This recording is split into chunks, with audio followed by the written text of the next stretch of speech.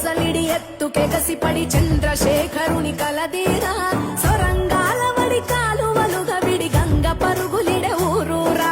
గోదారిని చేయి పట్టుకొని మూదారిన నడపంగా వరవల్ల ప్రాణహితకు వెనకడుగుల్లే నేర్పంగా వందలాది మేధావుల తెలివికి వేల కార్మికుల చెమటల బలిమికి లక్షలాది ఎకరాల కలిమిరా